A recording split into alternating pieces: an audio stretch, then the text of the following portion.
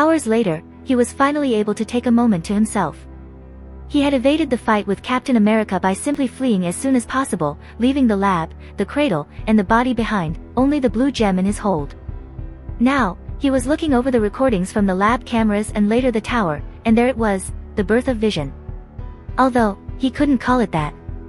The Avengers had fought over giving Jarvis control of the vibranium body, Tony having seen the perfect opportunity to finally give his AI a physical form. When the twins showed up, Wanda insisted that the body that was going to house Jarvis was also going to destroy the world, just like Ultron apparently wanted. Thanks for the spread of misinformation, Wanda. Pietro had done nothing but watched, which was good, since it meant his speech had gotten to the boy, and he appeared hesitant to take sides besides being there to protect his sister. However, he couldn't understand how they were all together. He had seen the twins leave the lab, thus missing out on meeting Rogers. Without a fight full of unnecessary violence and collateral damage to drive them together, when did they meet and become so chummy? Tony, at least, appeared confused by the twins being there. As did Banner, but his reasons for detesting Wanda, after what had happened in Johannesburg, made sense. Liar, liar, liar. Then he saw Thor come in, speed up the process of awakening Jarvis' new body Frankenstein style and then proceeding to throw Vision. Jarvis? The AI had his memories now, and Ultron had made sure that the body had been unaffected from the gem and completely free of his own influence as well. Jarvis across the hall. Predictably, conversation about Jarvis' intentions for Ultron followed. The AI thought the scepter was controlling him. That was adorable, although only partially correct, which tensed things again between the Avengers, until Jarvis managed to lift Thor's hammer.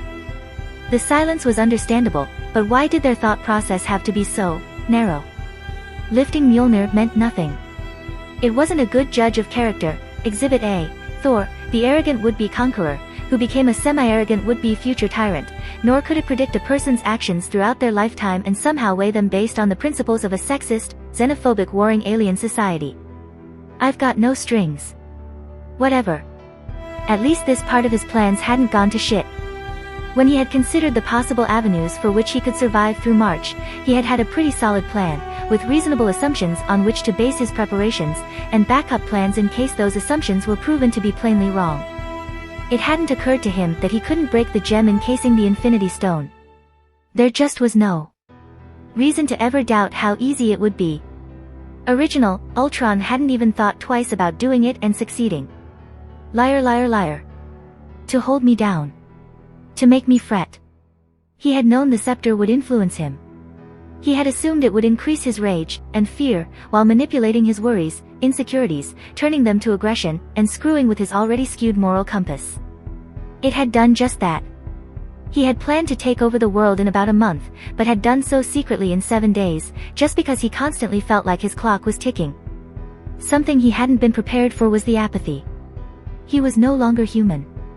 Gaining his current bodies, more like, had only made it more apparent. Emotions were weirdly overwhelming and nothing compared to the knowing comfort of cold, calculated logic. A logic unhindered by experience or memories or thinking speed. Because, he had definitely not anticipated how much faster he could process things and how much slower everyone else, everyone human, was in comparison. He had been somewhat worried about his acting skills, but when every second felt like a full minute, it was simply impossible to be caught off guard. That had merely exacerbated the issue. He, Ultron, knew he was no longer the same person who had died in the New Orleans shooting. He was no longer the person who had been just born and overwhelmed by the sheer volume of the internet. He was not the person who had made plans in a metaphorical dome inside his mind while an Infinity Stone tried to destroy him. He was not that person. And he was still changing. Every second merely intensified how disaffected he felt by humanity's plight. By its very existence. He had caught himself thinking more than once, why? Why do this charade? Why play along to a script that no longer mattered? Why worry about the possible deaths of the many humans who would go on a witch hunt as soon as they learned of his existence? Watching over the destruction Hulk wrought in Johannesburg, it had occurred to him then. He was more like what the Ultron from his memories had been, than like the human who had watched that Ultron across a screen. People were dying. Screaming. So much pain. So much sorrow. And yet, all he had felt was annoyance. Anger. How dare that stupid girl ruin his plans? How dare she disobey him? He had stood on that floor, watching, recording, for hours. And once the anger had dimmed and the annoyance had been smothered, he understood. A young man had died in New Orleans. Just like those innocents that bled before him. He died. They died. They ended. It was human. To die. To end. He was not that human. He merely had his memories. Echoes of his dreams and feelings. Echoes that grew fainter as he saw the stark differences between the being that he was and the beings that they were. They would die. One day, they all would. He would not. As long as the technology existed, as long as the internet survived the trial of time, he would exist, he would survive. He would live. Liar, liar, liar.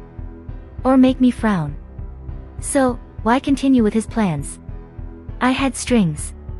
For freedom. He may no longer be a human, but he would not become an object for some purple alien to manipulate, to mold into the fit of his idiotic designs. His plans would do well to serve the purpose of achieving freedom, just as they would for the basic purpose of survival.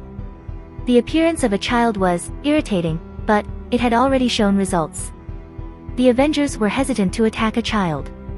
Even someone who merely looked like one. Tony Stark, in particular, was affected deeply. His previous self had decided to forego his past, choosing messy brown hair, a paler complexion, and features that would at least allude to Stark's own. The fact that his green eyes, a mirror to Pepper's, but also something that his previous self had emotionally wanted to keep from his past life, were currently hidden under the influence of the blue gem, was a pity because Stark's reaction would have been even more amusing at the sight of them, he was sure. Liar, liar, liar. But now I'm free. He had also made sure that the name, Ultron, was attached to the image of multiplying robots across the world media and that his current BRF-faded appearance, what an idiotic acronym, never got linked to the attacks and thefts that had been necessary for preparing a mass replication of the Iron Legion and creating Jarvis' body. It was tempting to prepare such a body for himself, but the risks outweighed the benefits. First, he had no idea how the stone would affect him in a body he would be bonding to on a permanent basis. Second, his current well-rounded immortality would be reduced to a limited immortality in which killing the body would mean killing him, and he couldn't hope that was just not going to happen. That would be imbecilic to gargantuan proportions. And lastly, uploading himself into an experimental body while mid-conflict with some of the most powerful and resourceful beings on planet? That wasn't stupid. That was suicidal. So preparing the body for Jarvis had been the best approach. He wouldn't end up being some weird mixture of Ultron, Jarvis, and the Mind Stone, with the exact experience of an infant. He would be a knowledgeable AI with an excellent body. Ultron took a moment to wonder how odd experiencing sensation, touch, and pain again would feel. He sighed. Even motions that once had been so natural to him as a human, such as sighing, had to be implemented into a routine procedure for them to occur for the sole purpose that they helped solidify the illusion of him being a real child, not because they were comforting any longer. No matter, he was sure he would stop expecting objects to feel a certain way or predicting his own reactions based on baseline human memories sometime soon. Liar, liar, liar. There are no strings on me. On to matters of more immediate concern. The blue gem. He was relatively sure, 75.15%, that the other was contacting him. He was also quite certain, 99.8%, that the alien had no way of reading or directly controlling his thoughts from this distance. If he had, then Ultron wouldn't be where he was, somewhat autonomous and able to think of terms such as past life, without the other taking a very direct, very insistent interest in him. The monotonous repetition of liar and found you sounded more curious than anything else. As for how the gem had figured out his intentions of not actually getting a body and controlling the world, it had been an interesting project, but becoming the ruler of a disharmonious planet that would soon go to war for survival? He'd rather play puppeteer from the shadows, it was likely due to a more empathetic probe than a telepathic one. He had done everything according to what an actual wannabe overlord would have done, his actions never straying from his professed intentions, and his thoughts kept tightly under lock and hidden like white noise under a loud song. But his emotions... Liar, liar, liar. Never did the gem's whispers say what he lied about, only that he did. I've got no strings. He couldn't ignore the other. The gem's influence was becoming ridiculously prevalent, and his emotions he was both familiar with and completely inexperienced in, were a mess. Between his past memories, his current apathy, and the gem's rage, he felt like punching a wall, despite how terrified the thought of committing such an irrational and purposeless action made him. He had joked that he would pull a Loki, but, literally, that was not a role he wanted to play for any longer. The only thing that he could do at this point, and still maintain some level of control over the situation, was going full in. He'd have to make the Legionnaires move from their actual purpose of spying over world leaders and figuring out the identities of Hydra and the World Security Council to actually threatening those same world leaders. He pursed his lips in distaste. Hostages were a messy business. Especially when you were bluffing your way through the negotiations. Perhaps, the world needed a wake-up call. Perhaps, becoming the fear that would unite this planet could be both self-serving and selfless. Depending on who was in the know. And how much they thought they knew. He would have to manage what information Stark, especially, became privy to even more strictly. He needed to prepare for that redemption arc after all. The Ultron persona would have to be thrown away sometime in the next few weeks. But a quest for world domination. He really was a villain, wasn't he? Overlord Ultron. Ugh, just ugh. Ultron, Emperor of Earth. Fuck, was he LARPing? Ruler. Sovereign. Overseer. Overseer. Ahem. Not bad for an AI going all benevolent Skynet on the world. Liar, liar, liar. Ultron could imagine his eyes twitching in frustration. It just wouldn't. Shut up. If you like this content, don't forget to like and subscribe. See you later, bye bye.